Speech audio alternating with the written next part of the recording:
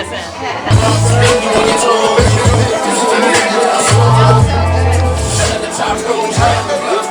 I love it.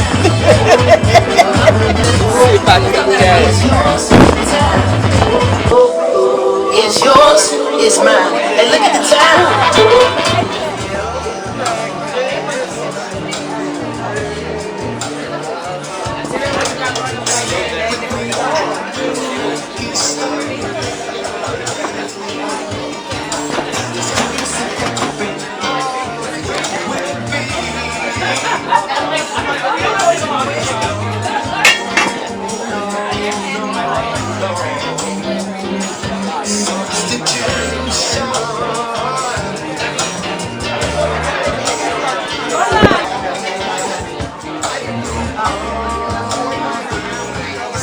And then, well, you know, I was trying to figure out.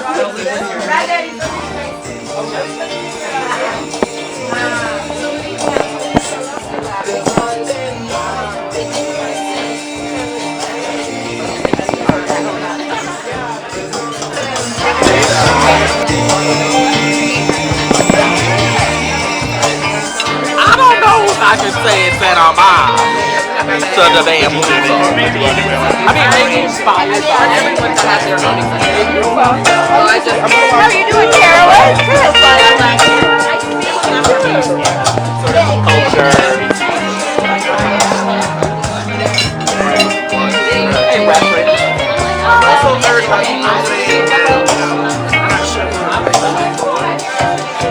We have been waiting for y'all a long time, all right?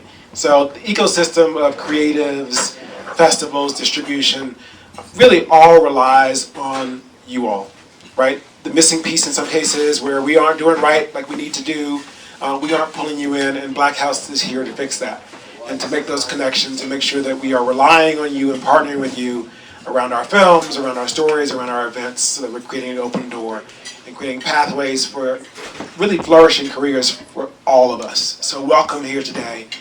We are so proud to have you on this mountain, in this number, and in this room. So a big hand to all of you. Welcome.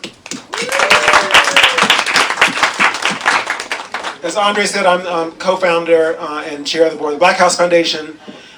This really sprung out of me coming to Sundance a couple of years and seeing great films and great careers really born and just not enough of us. And then Ryan Tarpley, who's another co-founder, and I were here sitting in the Queer Lounge, and Carol Ann Shine, who's right there with the fabulous hat and green and the print. Give us a, there you go, there's Carol. Came over just like that, I was like, we should do this for Black people, a space that's home and nurtures and feeds and creates space. And that's what we did. And in 2007, and mind you, Carol is a working producer. We had this conversation in January of '06. In September of '06, Carol came back from shooting the second season of Noah's Ark. And was like, so are we doing this? And I was like, are we doing what? And in January of '07, we launched Blackhouse. And so here we are, 7 Black films that year, over 55 this year. Really just an incredible journey, and this room shows it, but also walking up and down the streets. There was a time when we first started where if you saw a Black person on the street, you stop and say, hello, what are we doing? Because I'm not letting you out of my sight, because I won't find you again, so we're rolling. And now you can sort of give the polite nod as you pass by, because you know there'll be 8 more Black people 10 steps up the road. That is whose idea this was, so thank you to Dolly in a big way for making this brainchild come to life. Dolly, thank you. Thanks, Brixton. So, we're really, I guess we're also very excited that you all are here today for the filmmakers, because as you know, our filmmakers, here's why I think it's really incredibly important for you to be here. Most African American filmmakers' work is critiqued by people outside of our community. So there are a lot of cultural nuances and stories and history that are not a part of the gaze that they put on our films. And that's why you're so important. You're really important because for a very long time, even in Black publications, we only saw the Hollywood blockbuster films that were reviewed, not independent cinema. And what's really driving the growth and the emergence and the renaissance of film right now in television? It's people who are independent. It's the independent filmmakers who are financing it themselves, the people who are doing their web series or doing their short films. So we really want to encourage you to, while you're here, when you go back to your publications, because obviously there's an editor-in-chief who says, okay, we can only have 2 stories. Well, this is a big story. 55 films at Sundance, at the world's largest, most prestigious festival for independent films, is a big story. So thank you all for coming, and we hope to continue to work with you all throughout the year, because we also program at other festivals, so you'll be on our list and you can call at any time. And we also want to encourage you to come back to some of the events and to write about the events, because when you come to Sundance, it's a bigger experience than just watching one film. It's coming to the Blackhouse. It's going to the parties at night. It's coming, getting on the lift. Well, how did you get your tickets? All those sorts of things. So thanks. We really applaud you all, and thanks for caring. Thanks for fighting internally at your own companies to say that you wanted to come, that you wanted to be here, because you care about our stories. If you all haven't already, please download the Blackhouse app. You're going to have all the latest up-to-date information regarding programming and how to register. The way that we do it is we open registration up for tomorrow's programming today. So yesterday you could have registered for today's programming. Today you can register for tomorrow's programming, and then Saturday you can register for Sunday's programming. And so if you're having any issues with the app or with registering, feel free to reach out to me. My name's Andre Watson. I am the managing partner at the Purple Agency, and we handle press for the Blackhouse Foundation. So we'll be around. If you have any questions, feel free to reach out to me, myself. Grab Brixton, grab Dolly, grab Malia. We can answer any questions that you might have. So enjoy yourselves.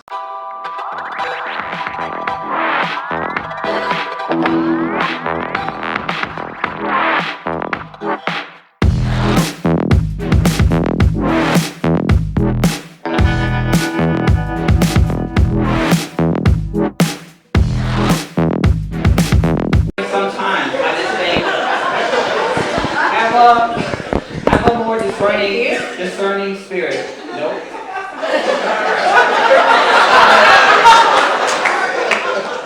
No, but I feel like Learn from that mistake. But yeah, just for me, leadership ability is something that I've made errors on throughout like the 3 shorts I've done. So each film has given me more knowledge and just more empathy and more ability to not respond badly in a crisis situation. So that's just my struggle. The best mistake I made was when I got it wasn't related to this film, it was when I got my TV show. And you get into the network and you get really, really excited and you want them to stay excited about you, so you think that you have to bend over backwards in order to please them. And one of the things that I regretted doing was accepting that my creative partner, like Chester, my husband's my creative partner, my main creative partner, and the network. And ever since that mistake, I've tried my best to not only listen to my husband, but the sacrifice that they made is honored, and that they are able to maintain their position in my business, regardless of take I want to echo what Jovan said about moving on to discernment. When you have a gut feeling about something, you have to go with it, because if you doubt it, then you're going to move and make a mini mistake. And I think the goal for us, I think we'd all say that, I think when you're working with friends, I think the goal is just to maintain the relationships, because we're all, we might be 80 at the Oscars or something, and we're going to see the same people. And I think the goal is to maintain those relationships and do whatever it takes to maintain them. And if that means working with someone who is not your friend, then so be it, because I think relationships and maintaining this filmmaking family is really, really important.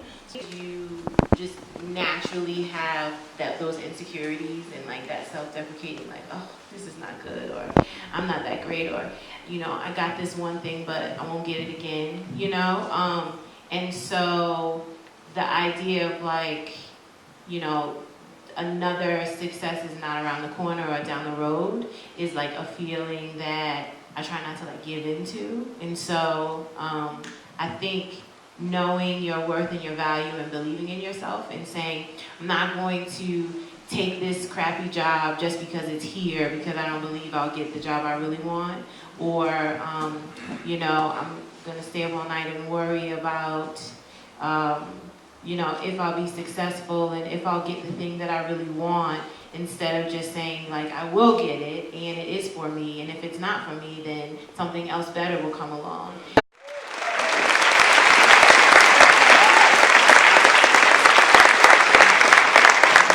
Hello, my name is Dilcia Barrera. I'm one of the programmers for the festival. Thank you for staying for the post-screening conversation. Now help me welcome back to the stage the director of Zola, the wonderful Janixa Bravo.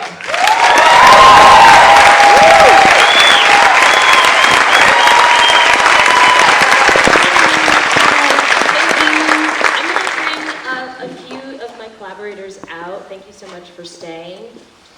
Taylor Page.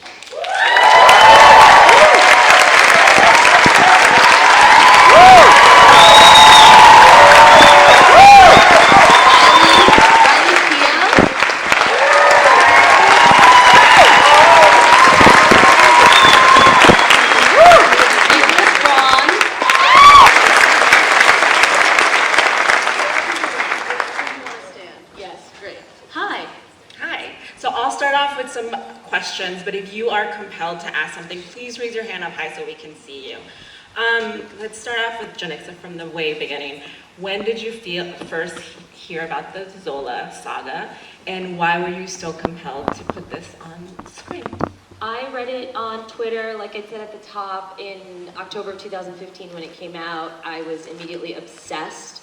It was the voice, her voice. It was so thrilling and compelling to me, the agency and the confidence that you could set this environment, the environment of this film, and make it funny and upsetting and stressful, but most of all funny, because my space that I feel the most comfortable in is in sort of stressful comedy, and it really spoke to me. Thank you. And it really spoke to me, and I knew that I wanted it. It was, in a way, I mean, she's sort of like a real-life superhero, right? I feel her voice is the voice I wish I had, or maybe the quietest voice inside of me.